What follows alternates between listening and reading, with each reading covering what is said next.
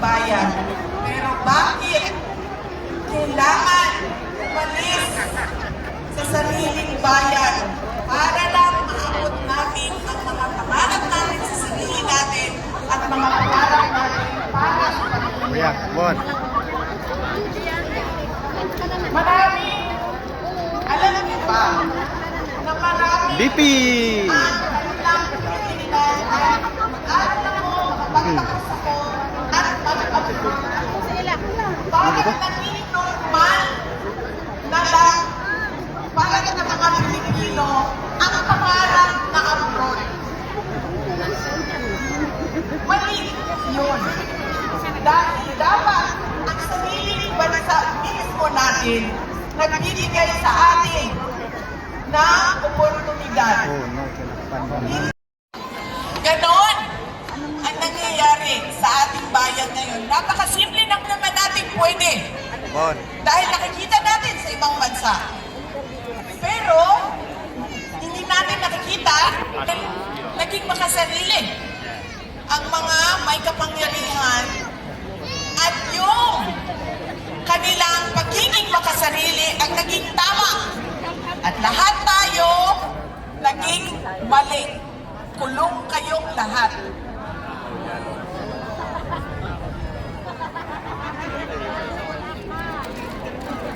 Ganon ang estado ng ating bayan.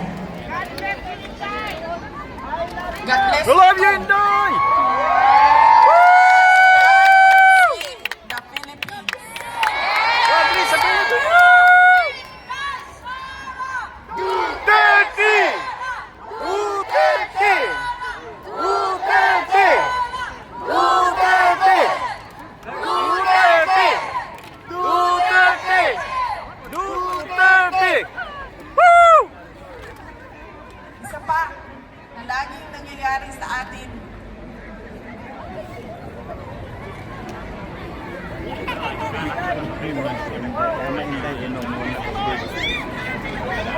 Taon-taon, alam natin na pabalik-balik ang bagyo, ang baha, ang lindol, ang pagsabog ng vulkan, ang landslide. Ano pa bang nangyayari sa atin? Lindol. Agawan! Natural, ma'am. Hindi man-made disaster. Natural muna tayo. Natural. Taon-taon alam natin na nangyayari ang mga natural disasters. Pero bakit taon-taon laging nagugulat ang Pilipino sa pagbaha, sa pagbagyo, sa lindol? Hindi lang yan. Pagkagulat natin, sira-sira lahat, hindi na makabangon ulit. Kung maalala ninyo, malaking lindol sa Cebu noong mga ilang buwan na ang nakaraan. Pagbisita namin ng Cebu nitong bago lang, ganun na ganun pa rin. Para silang kahapon lang na lindol. Tayo nakakabangon ka. At meron sa atin, hindi na nakakabangon talaga. Ubus ang savings dahil sa kalamidad. Taon-taon, ubus ang gamit. Isa yan sa mga pangyayari sa ating bayan. Natural, man-made ba? Man-made disaster. Ano ang man-made disaster? Buaya.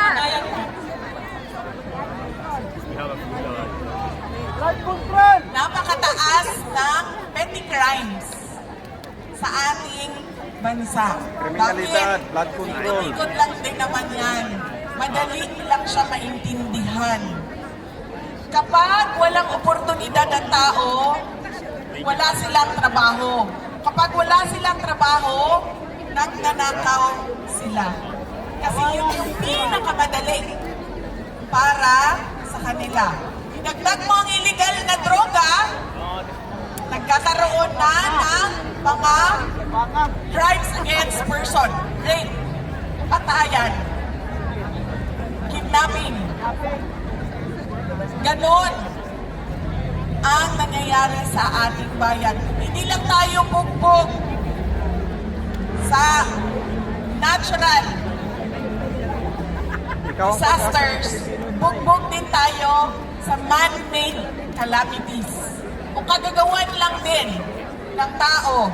Hindi naman kasalanan ng taong bayan, kundi kasalanan ng iilan na mga nakaupo sa pwesto. Dahil, babalik tayo ulit, nandun tayo sa nagkanya-kanya na ang mga leader natin. Nagkanya-kanya na ang mga magnanakaw. Umaldo! Umaldo! Mga buhaya! crocodiles. Alam nyo, marami sa Sindikato! kanila, alam niyo yan, marami sa kanila ang mga may bahay sa iba't ibang bansa. Yes! Go Inday! Paborito nila sa Spain, sa Australia, sa Amerika,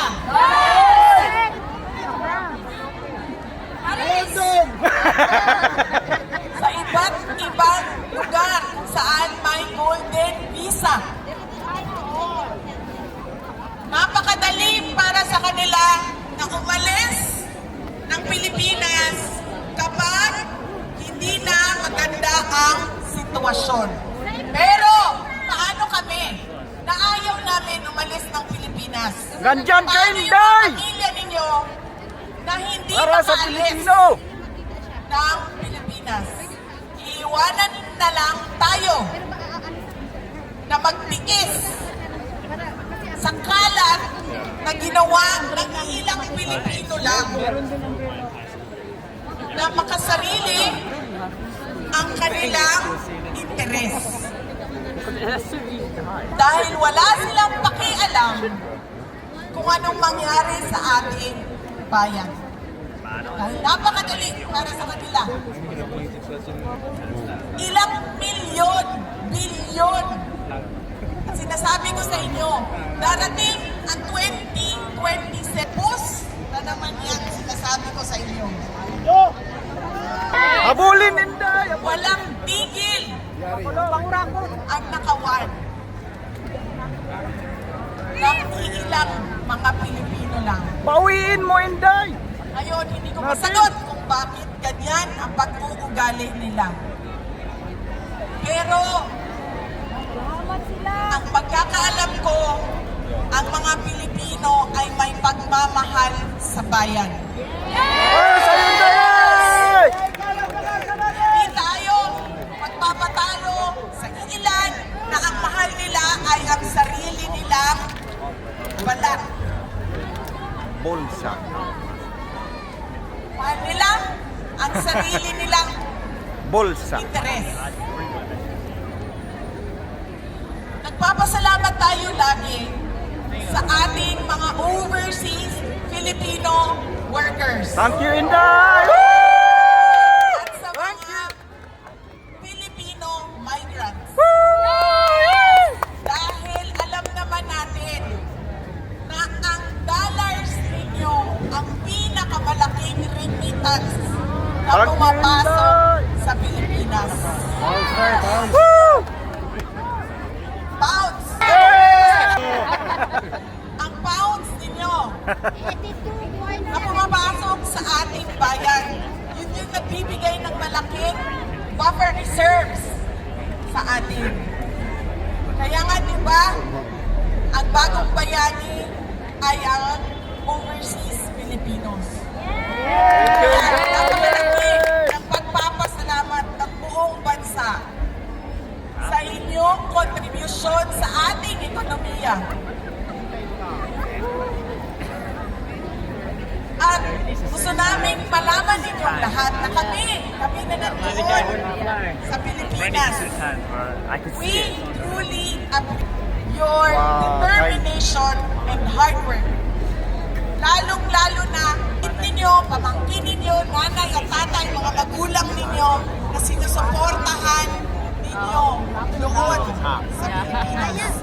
Maraming salamat sa inyong pagmamahal. Sa inyong mga kapamilya. I love you, madam! Bayan. Love you, Inday! Woo! Duterte! Duterte! Duterte! Duterte! Duterte! Duterte! Duterte! Pangarap natin ang araw na umuwi sa Pilipinas, mag-retire sa Pilipinas. Pangarap natin ang araw na kapag sinabi natin dito ako magtatrabaho dahil okay naman ang sweldo.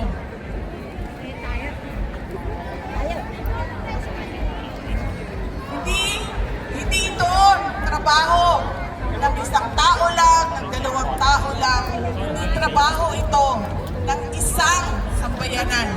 Kailangan natin magtulong-tulong para na maibalik natin sa ating bayan ang tapang at malasakit. Inday! Duterte! Duterte! Duterte! Duterte! Duterte! Duterte! Duterte! Ang tapang at malasakit na nakikita natin sa puso ng mga Pilipino na nawala. Hindi natin alam kung bakit. Pero dapat alalahanin natin na ang bayan natin ay para sa ating mga anak.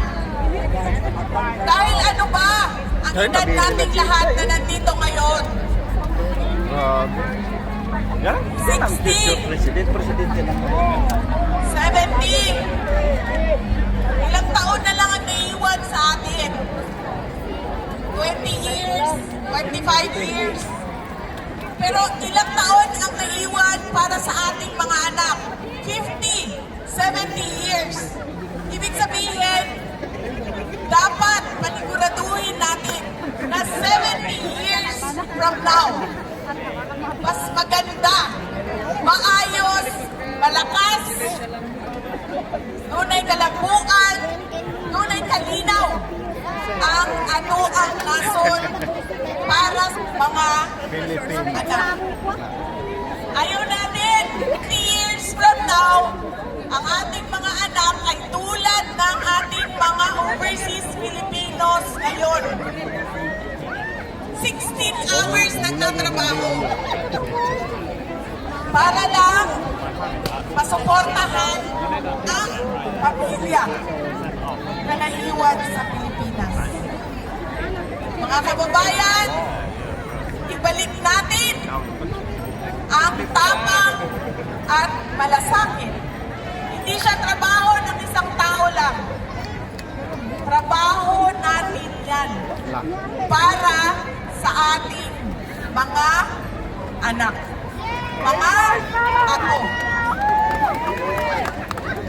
Mga kababayan, ang lahat ng ginagawa natin ay para sa Diyos, sa bayan, at sa bawat pamilya Pilipino. Syukran. Duterte! Duterte! Duterte! Duterte! Duterte! Duterte! Duterte! Duterte! This afternoon.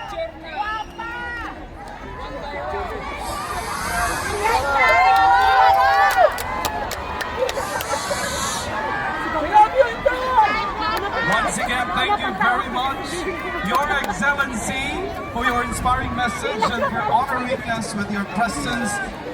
We shall now proceed with our photo opportunity. And there's one thing we'd like to request from all of of you. Can we expect you all, okay, to follow the instructions? Okay lang ba? Okay, uulitin po namin para po mabilis ang daloy ng ating pong committee. Marshals, please. Kasi hindi na gusto yung unang kuha niyo. Alam niya.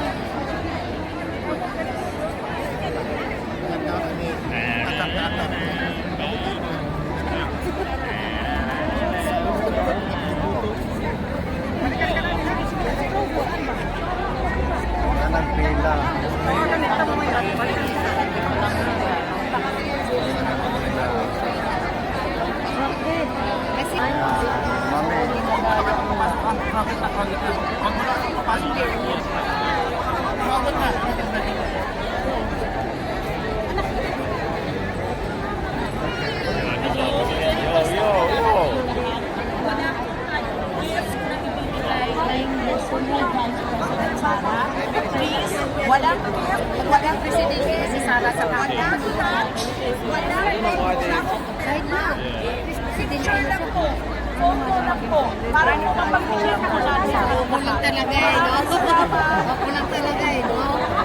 Pero kayo kayo mas kayo sa kanila talaga.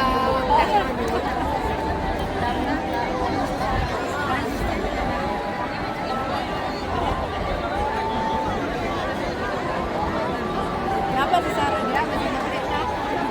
Hindi, may kumain.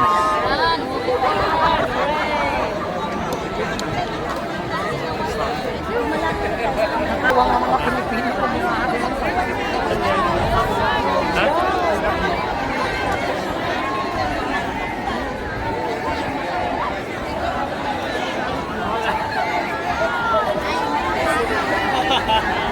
wala na ng SMNI. Nilapitan sila ng camera. That's too funny. They're just getting like B-roll, man. They're getting B-roll. They're getting hella B-roll from this.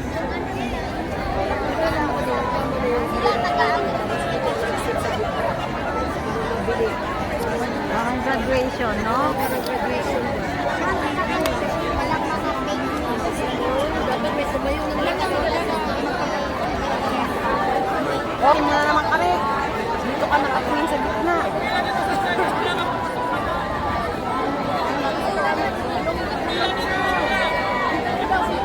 Hindi na kami lilipan na yun. Hoy! Nakasampung lipat na kami! Yeah, that's alright. Pwede na. No!